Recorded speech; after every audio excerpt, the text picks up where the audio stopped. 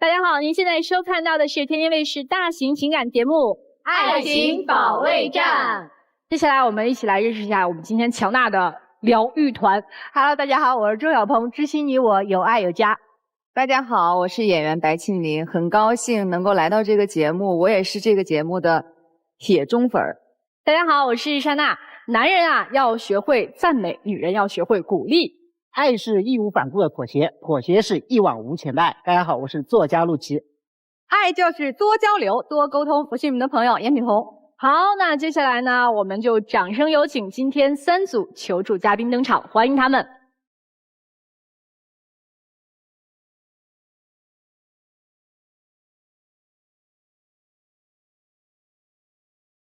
首先要疗愈的是本期第一对情感嘉宾，小胡32岁，来自湖北，销售；小易31岁，来自湖北，无业。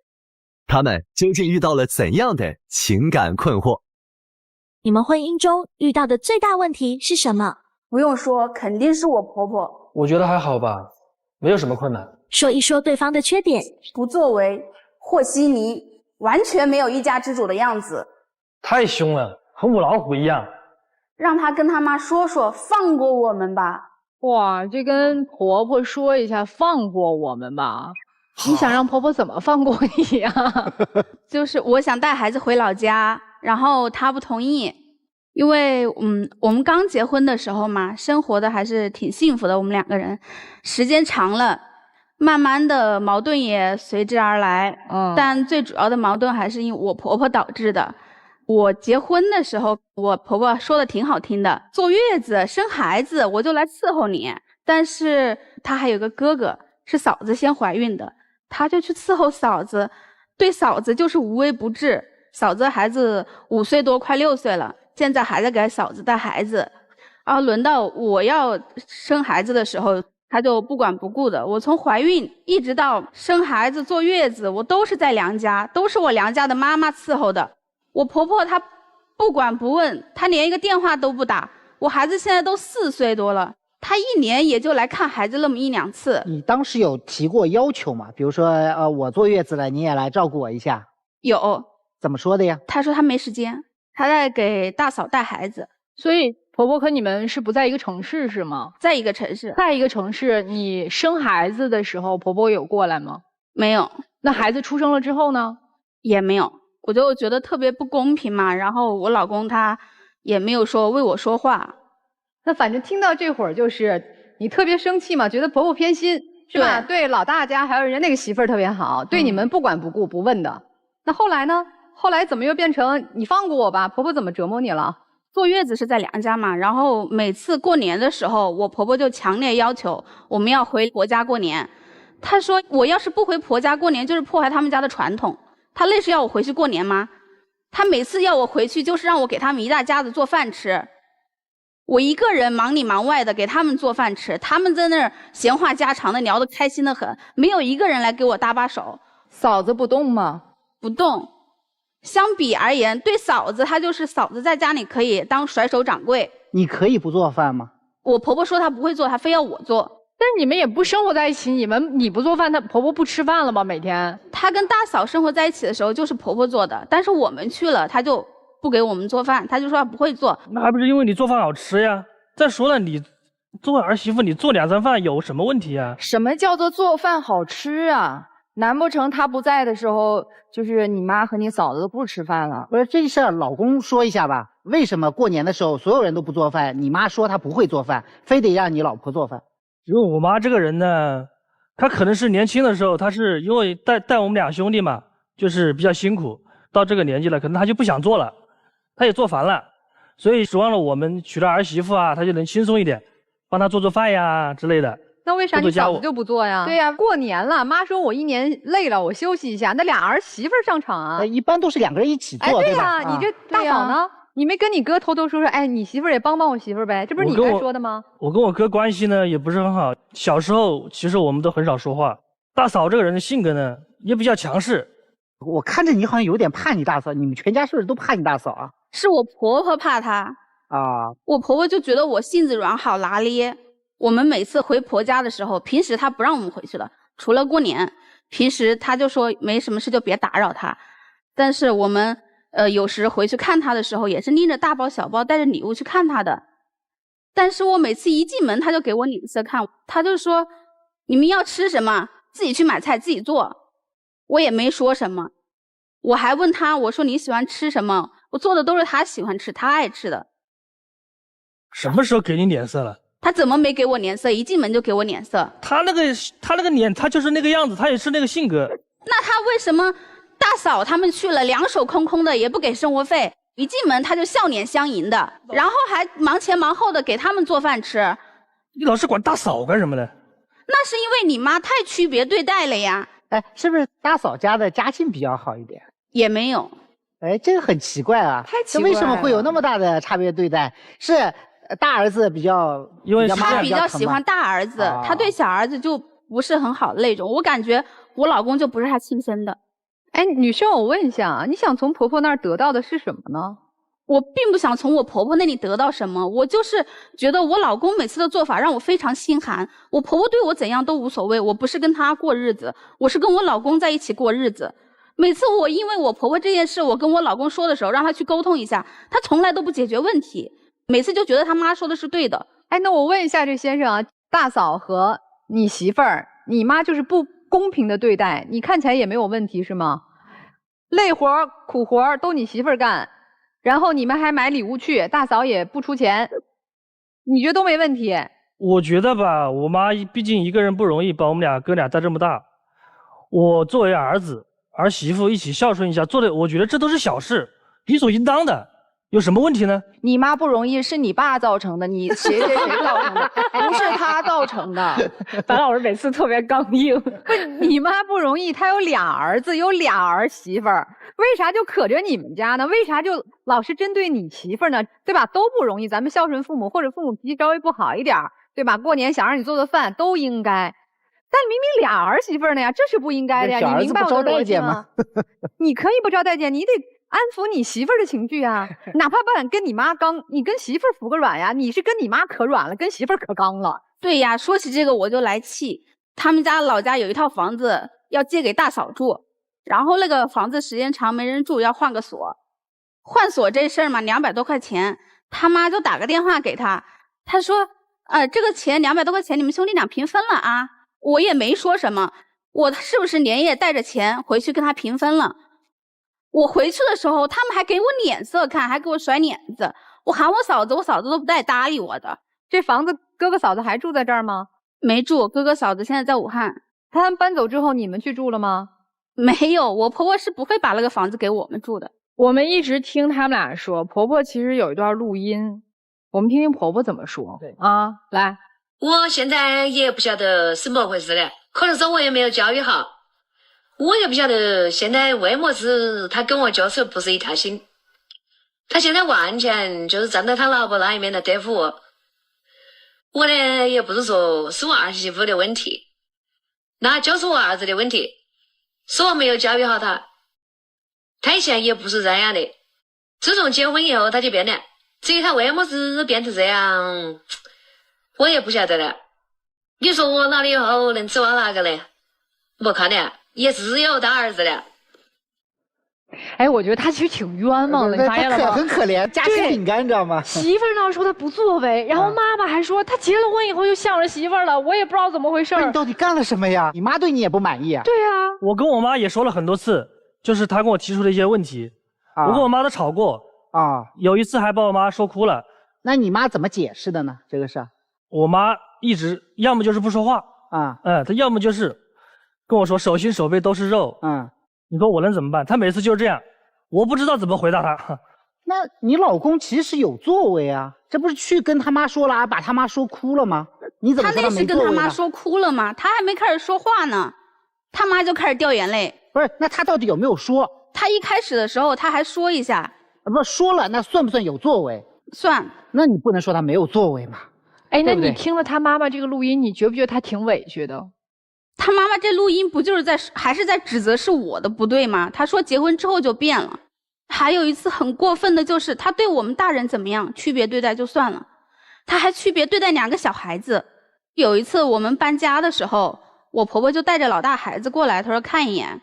然后那天在下雨，我就让我婆婆帮我看一下孩子，我们好赶快把东西搬上去。但是等我搬完了下来的时候，我看到我婆婆把老大的孩子抱在怀里，坐在他身上给他看手机，我孩子就在旁边眼巴巴的看着。可能我的孩子他也想看一下手机，他就往前凑了一下，我婆婆一把就把我孩子推开了，推到外面去淋雨。哪里推了？就轻轻扒了一下。2个小孩子经常一起打架，你不知道吗？每次2个孩子打架都是我孩子破相，都是他的孩子先动手打我的孩子，他把我孩子打破相了。我婆婆赶快把她的宝贝孙子抱在怀里，生怕我女儿去还手。哎，我想问一下先生，在您的心里，你有没有觉得自己的妈妈对待2个孩子是区别对待的？我觉得有一点点，但是我觉得这不重要，我觉得这是小事。好，小事不重要。那我想问一下你，你觉得这个小事背后的原因是什么？可能他是因为小时候我哥比较听话，然后我非常调皮。所以你觉得是因为对，一直都是喜欢我哥，你和哥哥的原因，所以牵连到了孩子。对，事儿我觉得基本上差不多了。对，所以你今天来我们这儿，就是你要对你要争取什么利益？就是我想带孩子回老家。回老家干嘛呢？回老家，我妈可以帮我照看一下孩子，然后我还可以去上一下班，工作一下。要不然我婆婆她老觉得我没上班，在家带孩子很轻松。哦，那老公对这个怎么看？我每天上班很辛苦，我每天起那么早那么晚回来，几乎说1个月很少休息1、2天的。我是为了什么呢？我还不是为了这个家，小孩子要上学，家里开支柴米油盐都要钱，所以他要上班嘛。对呀，他不是打算上班嘛。所以我每天回来就面对他一张臭脸。不是，你以后面对不着了，他回娘家了，回娘家然后上班，对吧？2个人一起努力，行吗？这样可以吗？这肯定不行啊！以后我跟我妈想孩子了怎么办？还有就是，你那老家的资源能跟武汉的学校的那个水平能比吗？你还说你妈想孩子，你妈会想孩子吗？那你不为了老人想，你为小孩子想一下呀。就是为小孩子着想，我才把他带走的。要不然他在这里，他怎么知道他自己为什么要被区别对待呢？你俩也不用吵了。接下来我们听听这个我们这2组嘉宾对你们2个人的这个事儿有什么看法？好吧？哎，来。你要是还喜欢他，你就凑合凑合吧；不喜欢就离了吧。不至于。咱又那么年轻，不喜欢咱就离了。我现在看，就主要是他们2个人现在要把家庭经营好，女方也不应该回娘家。回娘家你们关系也搞不好呀，分居两地是吧？小孩见不到爸爸，可怜啊。我觉得就是自己过好自己生活就可以了，真的不要去太跟别人比较，你自己好了，那才是真的好。想的太多了，想的少一点还快乐还开心。哦，他觉得是就别比了就好了。对呀，过好自己的生活。鸵鸟战术是吧？哦，对，反正把头扎进。而且有时候你真的你把自己生活过好了以后，反而我觉得你妈自己会来找你了。拿一块红布蒙上你的眼睛，对吧？看不见就行。对，我就觉得2件事儿。第一个，刚刚大家都在讨论区别对待，我特别想问各位，生活不可以区别对待吗？你们谁没有区别对待过别人？如果你认为婆婆既然已经区别对待了，那你就善待你自己的家人，你的孩子，你的老公，经营好你的小家。你没有办法去强求一个人必须按照你的生活、你的准则、你的要求来为你做事情。我觉得有一个话我们常说，养恩大于生恩。所以你刚刚说为什么婆婆对你的孩子没有对可能你的那个嫂子的孩子那么好？因为她养了4、5年了，因为一直带着，她感情就是浓度不一样。所以如果你要去比的话，比到最后就是你自己痛苦。所以我觉得第一个你要学会接受，你婆婆可能对你们的要求和对你她大儿子大媳妇要求就是不一样。第2件事情就是学会接受一下你们2个怎么调和你们的关系。男孩，你妈你辛苦，那不是你应该更多去为你妈妈付出一点吗？那过年的时候你们2口子一起在那儿做饭，这个才是真正的把夫妻关系经营好，不要去指望任何的人。长大一点，我觉得可能是对你们生活来讲最好的一种方式。我不能接受区别对待。那200块钱的事儿我就忍不了了，200块钱还要2个人一块分。如果我是他的话，我就说我给你400，你别分了。我这400块钱不是说我该给你，但是你要是真的困难到这个份上，我可以接近你一点儿。咱老师有点上头了，气的。婆媳关系最好的一种状态是什么关系？你们知道吗？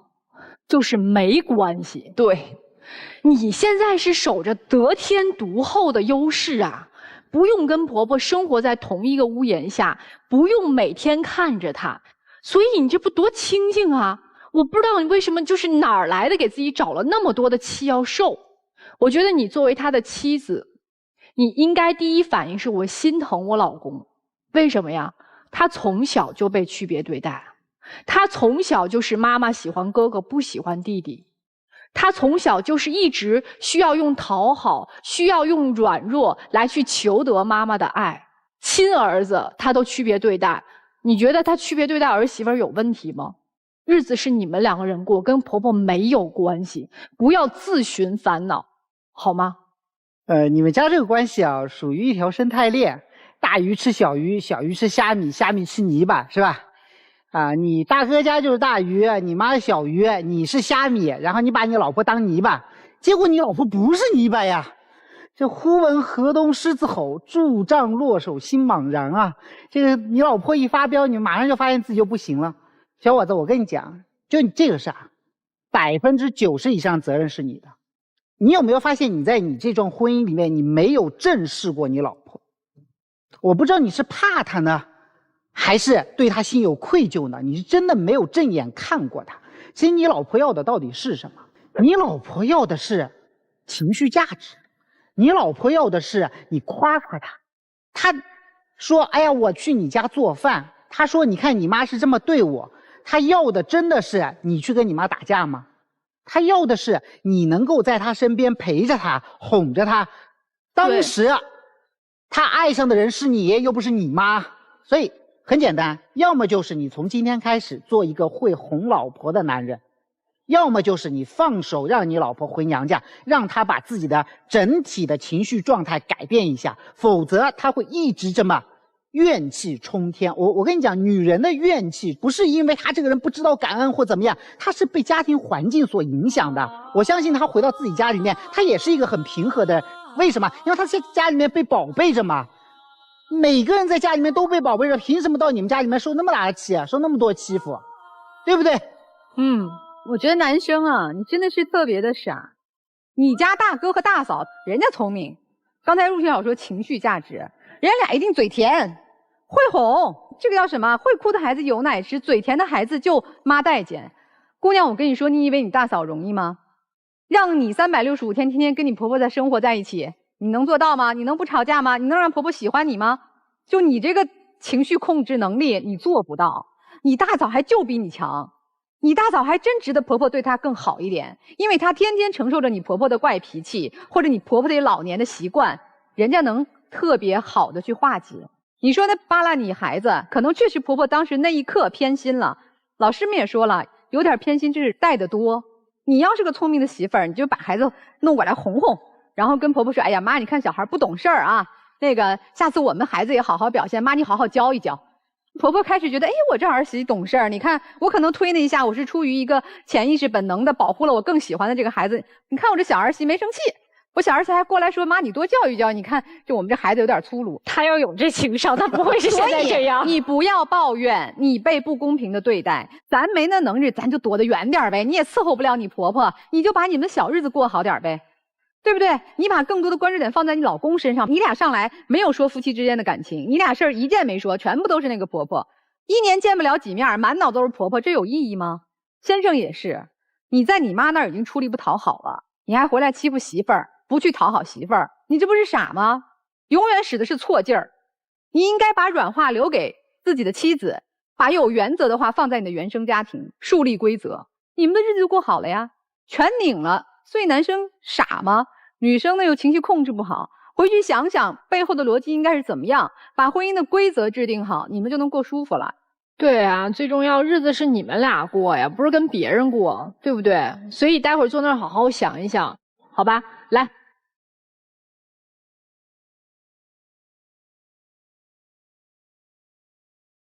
本期第2对情感嘉宾：小徐，23岁，来自山东，主播；小莫，25岁，来自河北，主播。那么他们又遇到了怎样的情感困惑？你觉得你们的感情出现了什么问题？我感觉他把我当成了一个最大的问题。哎，他就是永远意识不到自己的问题到底出在了哪里。你希望对方做出什么改变？摘掉对我的有色眼镜，客观地看待我们的问题。我就希望他做事情别那么极端，那么双标，能听听我劝。他高兴了，我干什么都对；他不高兴了，我干什么都是错的。哎呀，这个里面的信息点可多了，帽子扣得挺大，对啊，不孝子。对，第一是他本身就是个问题，第二就是这个他连自己父母都不孝顺。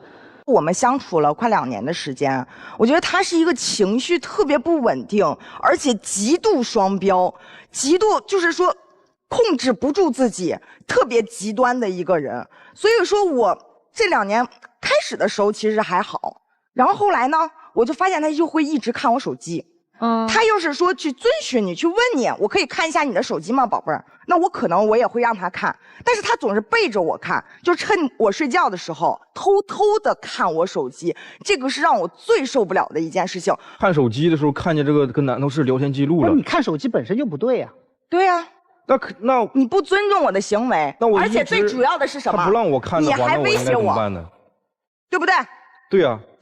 我跟男同说我们出差，我们一堆人出差，然后要工作了，马上就要开播了，我们前面要讨论1个小时，他就一直给我打电话，我不接，因为我没有办法接，我在开会啊。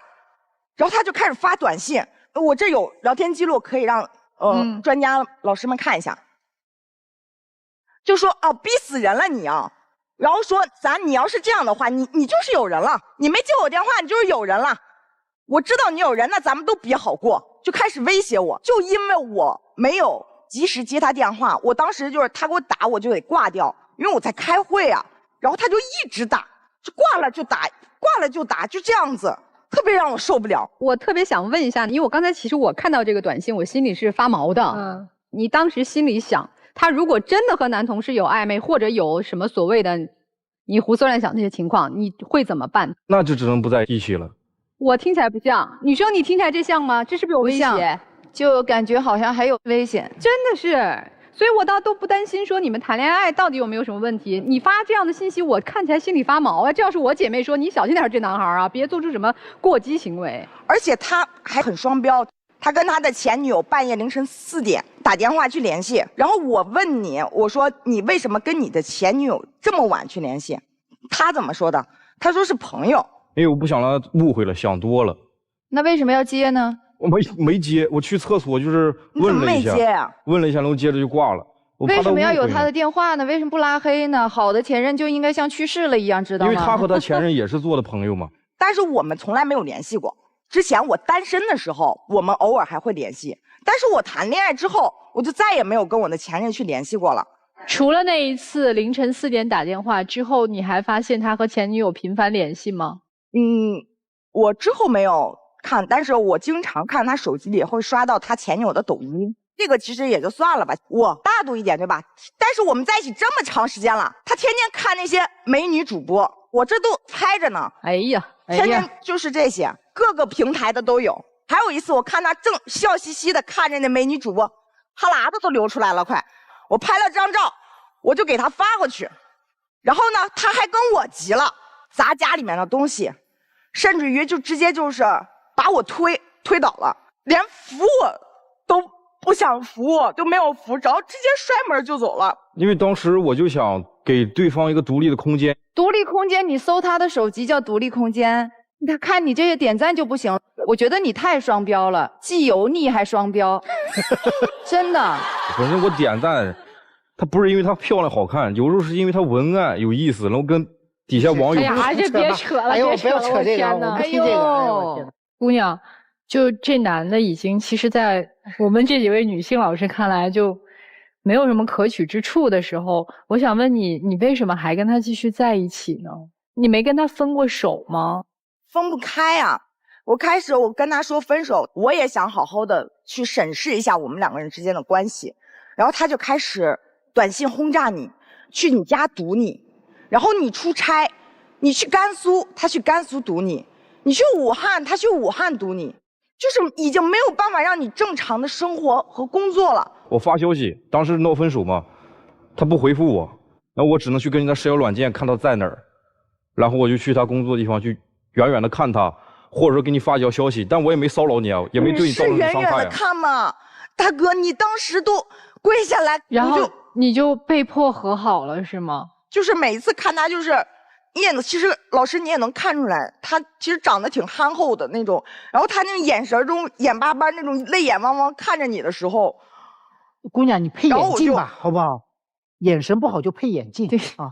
其实刚开始他不是这样的，我们刚开始在一起的时候都挺美好的，像他平常接我下班会给我做饭，因为我是单亲家庭嘛，我会对这种小细节、这种家里面的这种氛围，我会很感动。然后后来吧，甚至于过节转个520，他都要说你就是邀功，你看只有我对你这么好，你如果跟我分手了，你可能就找不到比我更好的人了。就这样子就一直去邀这个功，我觉得他在给你洗脑。所以姑娘，你今天来是干嘛的？我觉得心理学里边有一句话特别典型，情绪越大的人对这段关系是越上心、越在意、越在乎、越想要。你今天来情绪这么大，你是来挽回的还是来改造他的？其实我无数次，如果我没有想要去希望他能改变的话，我们可能就不会站在这块了。他情绪不稳定的这种情况，在你们两个人相处过程当中居多吗？只要是吵架他就会，但是平常不会。他平时情绪肯定可稳定了，是这个姑娘情绪不稳定，你知道吗？因为被控制那个人情绪才会不稳定，控制人的那个人情绪往往是稳定的，甚至是冷漠的。那他在什么情况下会就是大发雷霆呢？他其实情绪莫名其妙的点，我都猜不透。不稳定的点很简单啊，第一个就是他的占有欲受到挑战的时候，也就是说你和别的男人在一起的时候；第二个是你有可能脱离控制的时候；第三个是你不断的忤逆他的时候。只有这3个点是最容易产生一个情绪冲击的。对，有一次就是我们不是有时候会一起直播嘛，然后呢，我业绩好的时候，他就会说：“你看吧，是我的功劳。”然后业绩不好，我想寻求他的安慰的时候，他就开始贬低我。这还不是重点，最重点的是什么？有一次他有一个问题，工作上的问题，我指出来他的问题，他就发火了，他就急了，就开始摔东西，开始砸东西。我就不知道他发火的点在哪里，那我不能指出来你的问题了吗？因为那天晚上确实喝酒了，而且我预想到了这么继续吵下去肯定没什么好事，所以我就想，要么我先走，要么你先走，结果都不走，那就继续在那吵了。刚才在小片里面，女生还提到一个特别关键的一个点，说她不孝顺。你怎么就觉得或者说认为他是个不孝顺的人？他把他父母拉黑了。这咋的？多大的深仇大恨呢？因为我父母就是不太支持我跟他在一块儿。第二点就是我的一些想法，我想做的事情，他们不支持我，他们就想让我在本地找个女朋友，然后在本地找个工作，安安稳稳的在他们手底下。所以你现在和你父母的状态是断联吗？不联系吗？也不是说断联吧，我就是通过我姐夫跟我妈跟我爸联系，但也很少联系，因为我觉得联系起来很累，就像跟他沟通一样，我也很疲惫。我觉得他就是借口。我刚开始也是以为是他跟他父母关系不好，关系紧张，是因为他父母对他的关心不够。后来我发现不是，他妈妈简直就是不能说是宠爱了，就已经是溺爱了，对他特别好。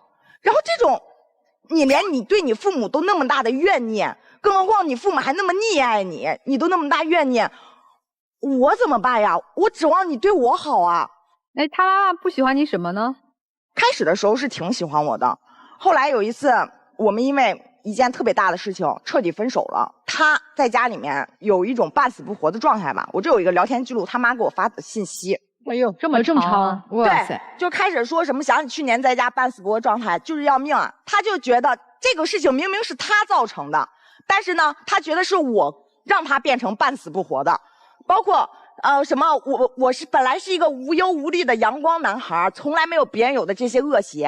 什么跟什么人在一起真的很重要，这不就是阴阳我吗？我就觉得他妈就是一个不明事理的人。那我们以后就是在一起了，就哪怕是他很好，我们以后婆媳关系也是一个问题啊。就他妈永远都是像他儿子，不管怎么样，就我儿子就是对的。行，我们大致了解你们的情况了啊。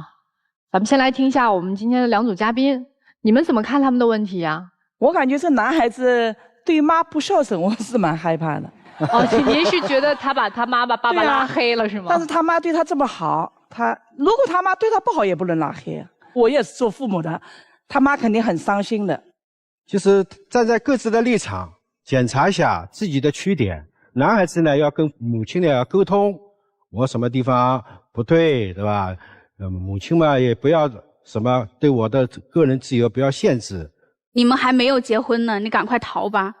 没结婚，你婆婆就对你说出那样的话，你未来婆婆就对你说出那样的话，你可想而知，你结婚之后，我的身上都看到你的影子了，赶快分开。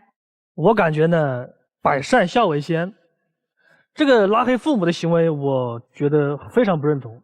然后第二点就是男嘉宾可能是有些事可能做得过激了，双方还是多商量、多沟通，把话都说出来。我觉得其实没多大问题。我至少觉得在台上你们说来说去，你们没有一个人对于关系的处理是擅长的。你们两个都是冲动型的人嘛。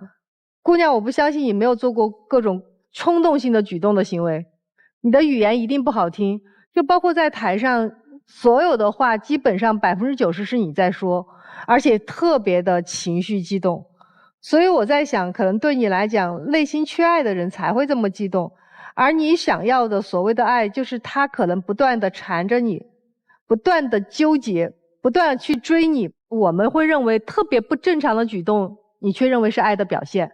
因为他爱我，所以他才会放下工作，然后冲到各个地方来去找我。所以内心缺爱，你刚刚自己也讲了，内心缺爱，你才会跟他一直在一起。而一个内心只有不缺爱的人，才能得到他想要的真正的爱情。姑娘，你学会独立，做独立的判断，独立的选择，先去关爱自己，再去选择如何解决一段好的关系。姑娘，首先我觉得不是一个从小缺爱的人就长大以后没有资格获得爱。我觉得你还是在你不断的经历这些成长的过程中，我相信有一天你会懂得。但是我给你3条建议：第一个，一定要找一个情绪稳定的男生；第二点，不要找一个表演型人格的人，这样的人你是搞不懂他到底哪一块是真的，哪一块是假的。还有一个就是一定要找一个本来就很好的人，而不是在你面前演得很好的人。我希望你去深思熟虑，好好的面对自己的情感。你们两个人都存在或多或少的问题，如果再这样发展下去的话，当你们两个人都处在极度冲动的时候，他不知道会做出什么样的行为。我觉得到那个时候你再去后悔，再去后怕，已经都来不及，全晚了。今天必须分手。你现在处于一个典型的煤气灯效应的中后期，他通过极端的对你好，让你产生非常大的情感、浪漫、感情的冲动，又通过极端的对你不好，让你产生极大的恐惧感，一正一反，反复的节拍之下，摧毁了你自我本身的人格，自己的自信也被摧毁了。所以在这个时候，你会发现你生活里面任何人都不能再带给你任何情绪的冲动，就是你自己是沉浸在了他给你描绘的这个世界里面，你的世界只有你们2个人，所以他就算再坏，你也是他的女朋友，你也不可能离开他的。所以对于你来说，没有别的任何的想法，不需要去思考什么未来，什么过去，什么你对我做了什么事情，都不需要思考。唯一要想的事情就是我赶紧跑。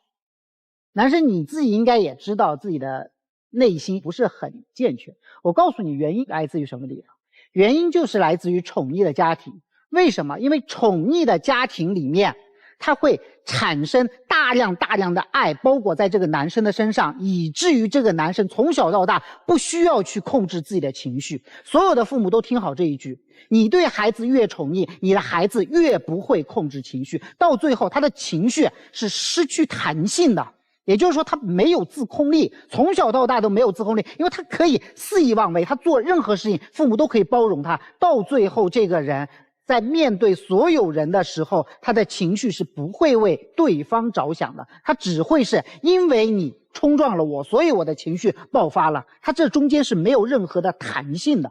所以姑娘，你先跑，跑完再说，一切都以跑这个前提为你的首要目标，好不好？就这样。我跟你讲啊，就陆琪老师分析的很深刻，但其实你回头看看自己行为，别的女生可能一看到这个男生，可能我刚认识他我就跑了，2句话我觉得这人不能处。你为什么会陷入这段关系当中？因为你说我缺爱，我是单亲家庭，不是缺爱，是你没有鉴别爱的能力，你不知道什么是爱。你跟这个男人在一起，你觉得他提供给你的那些刺激，那就是感情，那就是亲密关系中你需要的。尼采说过一句话，当你凝视深渊的时候，深渊也在凝视你。咱真得走，你逃离这个深渊，如果遇到一个温暖的，他的爱是有温度的人，你身体里边那个去鉴别爱的能力会被激发，你能够温暖的付出爱的能力也会被激发。即便不激发，我们也一个人好好去生活。你跟他在一起就是那个深渊。男生其实你看他内心是一个非常不自信的人，对，不自信的人才会通过各种方式去控制别人，因为他不相信自己配一个好的女人，他不相信自己配这个世界给他的美好。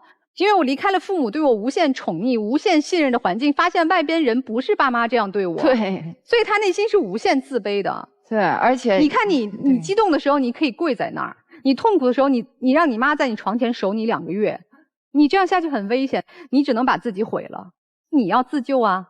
你要摆脱这种我必须通过强烈的情绪或者控制别人来让自己觉得我活在这个世界上我值。相信阳光是温暖的，除了父母。这个世界还有很多善良的人，你相信善良，自己也会善良。你们待会儿坐那儿好好想一想，好不好？我们来听听别人的故事。来，谢谢有请我们第3组嘉宾。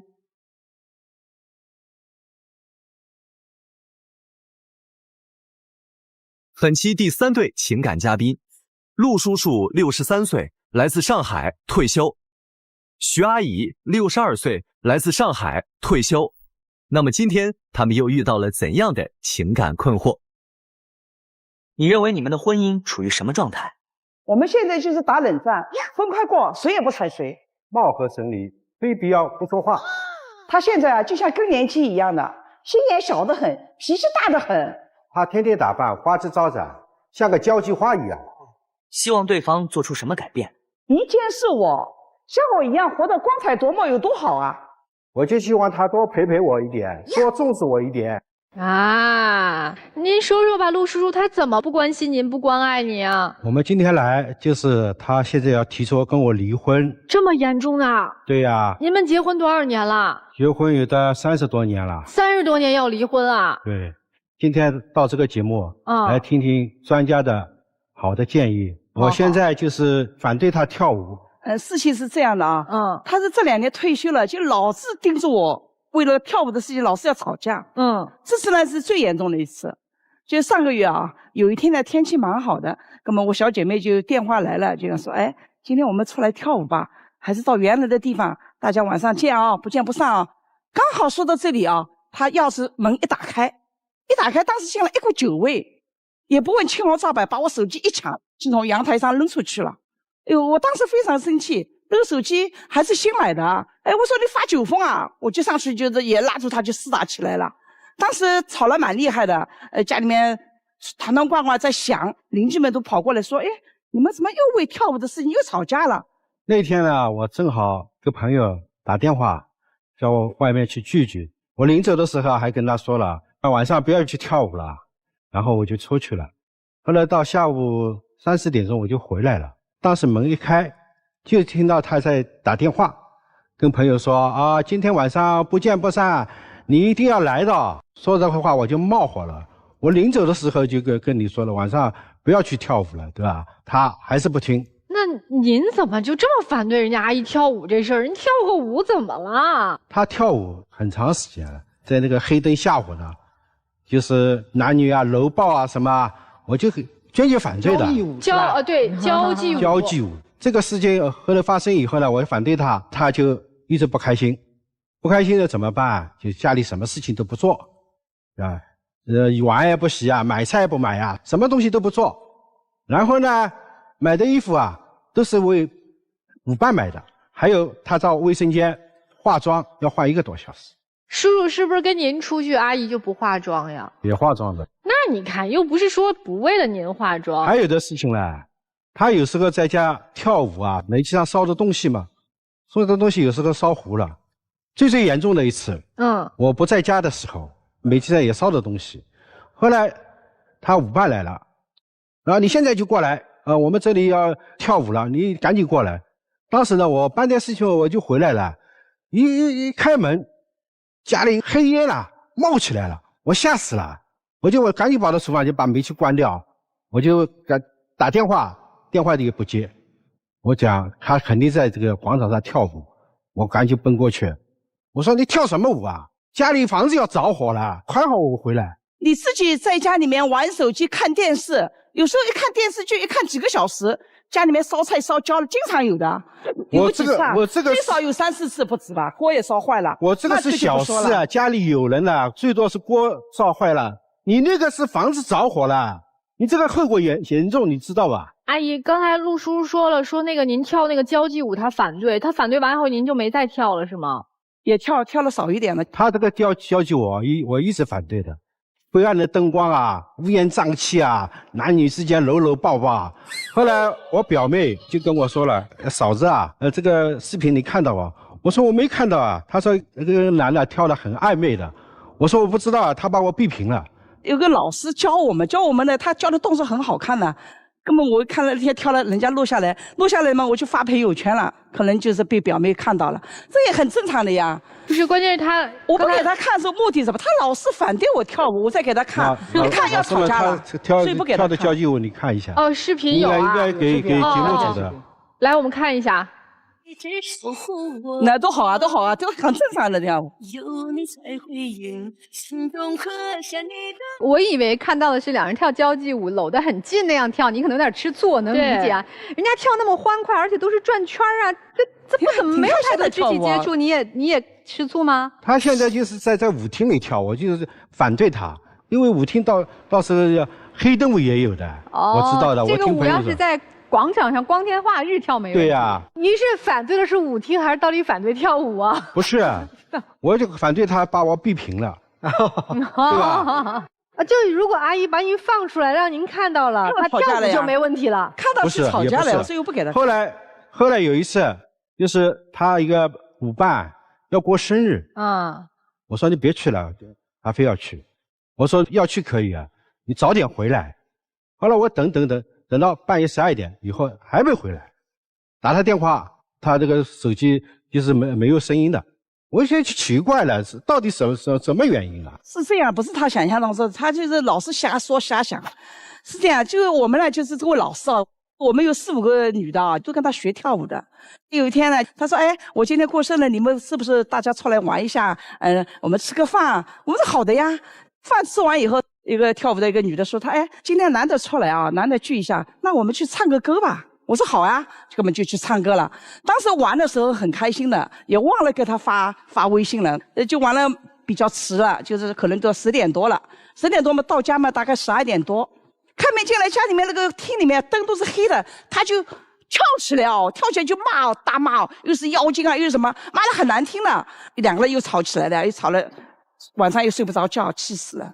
他老是考虑自己的感受，就不考虑别人的感受。因为你没有考虑他的感受呀，阿姨。这肯定不是对呀，也考虑他感受呀。你不就算没有什么先生乱想那些事，你也不能忘了告诉老公嘛。那这个事是我不对，我忘了。当时我跟他说的，我忘了。那这点上你是错的呀。忘了，但是我也为他考虑的多啊。我那时候跳交谊舞跳得蛮好的，蛮开心的。他老是反对，后来我就也改了，我就跳虚家舞了。哎呦，不对哦，跳虚家舞他老是前前后后的跟踪你啊，跟踪了好几次啊。跳新疆舞也不行。这个新疆舞我就觉得奇怪，他这个新疆舞就跳吧就跳了，他一个旁边的男的也跟他一起跳，什么扭脖子啊、抖肩啊、扭腰啊，这个动作呀，就是跟这个交谊舞差不多的。看看，让我们看看到底啥样，怎么就差不多了？哎呦，哎呀，你看，哎呀，人家这个老师是歌舞团的了，挺好的。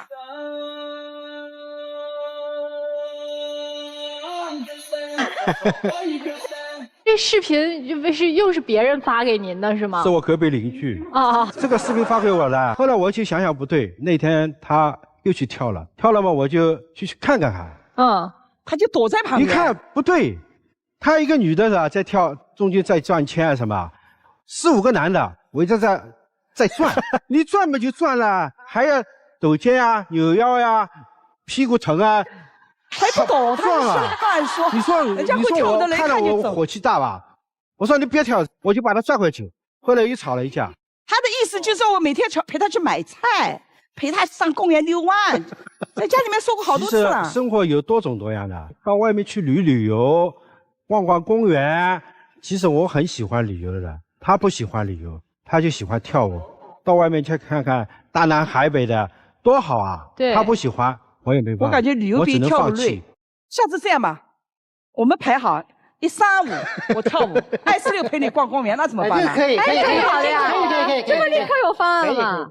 他们已经生活了40多年了，还保持一种，还会为对方吃醋，还会那么在乎对方。我觉得阿姨真的是很幸福的。我是觉得，就是说，如果说有一个专职的舞伴可以，你要天天去了广场上，今天是老张，明天是老王，后天老金，那肯定受不了。我觉得我要是阿姨的话，我要是到了她这个年龄都退休了，我都伺候你们家一家老小一辈子了。我你鸟有点自己的爱好很正常嘛，只是阿姨稍微的就是太过于专注了。跳舞可以，不是不能跳，就是不要有太亲密的动作，肢体接触之类的。那广场舞跳无所谓。对啊，我觉得说的没错。我只是觉得你们两个把生活过得非此即彼了，你们两个就不能找出共同可陪伴时间吗？买菜其实是生活当中每个家庭必备的吧，没有家庭说我不需要买菜吧，总得要吃饭吧。就是两个人总会有共同的时间可以做共同的事情，这个共同的时间、共同事情我们高效利用起来，不就是更好的陪伴吗？你们其实要的就是如何高效的陪伴好对方。您把这个给足了，您该跳您的呗。我觉得首先阿姨您做自己是对的，但是锅烧开了嘛，就是这种事情不是一件小事儿。阿姨，说明一个状态，就是您已经把所有的东西都抛弃，然后就已经钻进去，就走火入魔了。那咱们就是说兼顾一下，陪叔叔，然后叔叔也理解一下您，然后您随时呢给叔叔一个安全感，及时的跟他发一发信息，做自己没错，阿姨。但是不要老是享受其中。对，其实就是老了，开始只活自己了啊，对吧？是，就是阿姨是明显的，您就是只活自己了，谁都跟我没关系了。但是目前呀，您这个已经活出了自我的那个精彩和自我的那个活跃，把您拉回来有点困难。因为您有一种什么心理呢？年轻的时候，我从来没有好好的爱过自己，从来没有好好的让自己开心过。我伺候完老的，伺候小的，我还得忙着单位的事儿，所以我好不容易现在有时间了，可以活自己了，就开始走了极端路线。你觉得你要用现在的每一天的每一分每一秒去弥补您过去几十年失去的那些光阴。但是这个东西太极端了，您记住，但凡一件事情它过度，就一定会有问题存在。咱呀，所有的事情找到这个度，就是像135陪他，246我做自己，你的生活会非常舒服的。首先说个误区啊，跳广场舞一定健康吗？也不一定。过度跳舞、长时间跳舞，它伤膝盖。所有的事情它肯定是要有节制的，不可能是一味做。我一天5个小时、6个小时、7、8个小时都在跳舞，那这个肯定不行。叔叔，我教你一招，以后让他的开心跟你有关系。你有没有发现，您太太她不只是喜欢跳舞，她喜欢的是漂亮。您给她拍照，拍美美的照片，你说她舞团要活动，是不是得求着你？哎呀，老公啊，你来给我们拍个照嘛！我们要上台表演了，也给我们拍个照。今天我们要换新衣服了，你来给我拍个照。所有的开心的事情都跟你有关了，而且他们上上下下所有跳舞的人都求着你。只要你学个摄影就行了，你觉得怎么样？高招。老年人到最后都是一个生活智慧的问题，对不对？无非就是良好必一好嘛。这个方法好，特别好。对，叔叔，你看阿姨在这儿，她说话，她的表情，她跟我们沟通的这个状态，我看了都喜欢。对，因为她身上很有那种快乐幸福的感觉，感染力。跟叔叔你身上真的没有，你站那儿，哎呀，就是一颗委屈的，明明一表人才，叔叔很帅的，叔叔很帅，郎才女貌。你要是去广场上跳舞，你也是最帅的那个老头。对。我就要去学他不肯呀。但是您呈现的状态，就恕我直言啊，就是一副委委屈屈、不开心，退休了以后找不到自己价值，把所有寄托都放到了太太能不能看我一眼，能不能不跳舞陪着我。我觉得您把自己活怂了。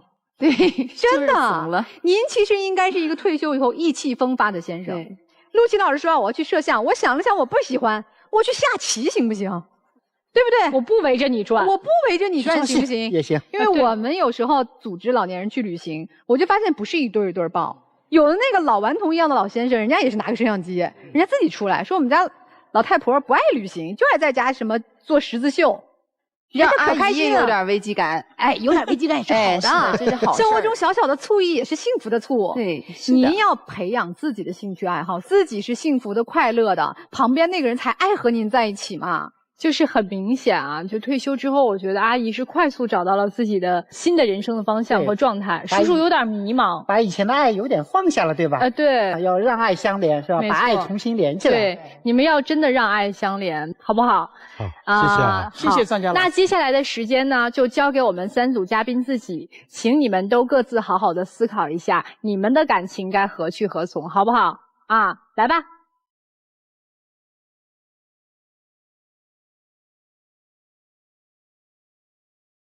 女人一定要自立，然后有自己的生活圈子，说明这样的女生更吸引男士。没错，就是这个阿姨也给了我很多启发。不管什么年龄段，始终保持女性魅力。对，学会了。其实，在你的心里，是不是觉得阿姨还挺棒的？特别棒。来，我们来看一下我们今天的第1组嘉宾，他们的选择是什么样的？主要要看一看这个先生有没有一些变化。对，有没有一些变化和转变？来，3、2、1，请开门。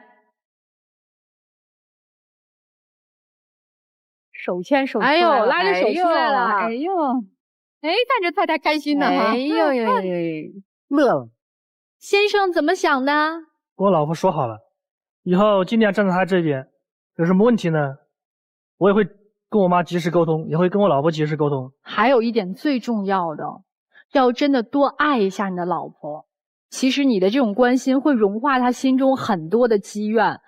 你的关心和你的爱，你对她的用心，她可能就没有那么多心思去管你妈和你大嫂了。我教你几句话，对老婆多说：老婆你辛苦啦，老婆你真漂亮，老婆你是对的，就3句话嘛，反反复复背诵，好不好？有用的，有用的，有用的，人笑的。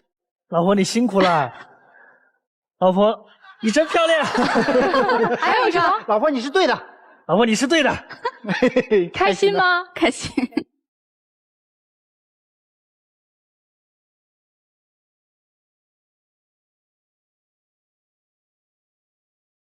祝福你们啊，好好的，谢谢你们啊，谢谢。好啦，接下来我们要来看看第2对的情况了。陆琪老师给的意见是赶快跑，赶紧分开吧。希望今天对他们有一些启示吧。接下来我们一起来揭晓答案，请开门。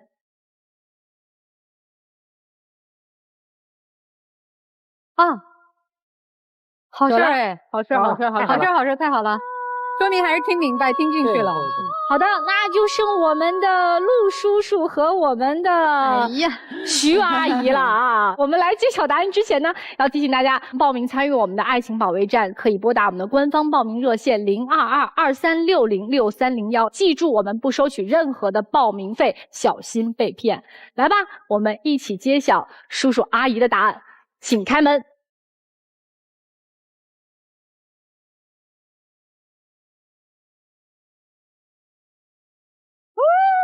叔叔开心，说说你们的计划吧。老公，下次我舞呢少跳一点，陪你去旅游。我希望你多陪陪我，有时间多陪陪我，到外面去。好的，下次买菜也陪你去溜公园，好不好？我们就安排好，还得1、3、5、2、26，好吧？好。你就用这种特别甜甜的、腻腻的态度拉着他的手说：“老公，我就去跳一会儿舞，你觉得行不行？”他肯定答应。老公，下次我去跳一会儿舞，下次陪你多去旅游，好不好？好好。哎，叔叔，你也得夸夸他，你也得有你的输出啊，不能老是他哄你啊。老婆，你喜欢跳舞，你就多跳跳，好吧？哎呀！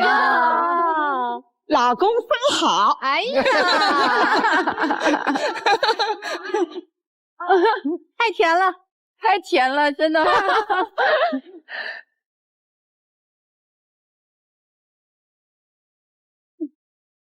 哎呦！我们要向你们谢谢学习，节目组，谢谢专家老师们。我们要向您二位学习，真的有很多值得我们晚辈学习的地方。对，感谢你们，感谢你们，给了我们很多启示。对，祝大家健康快乐。好，谢谢，再见。希望他们能够幸福长长久久。我们下期再见。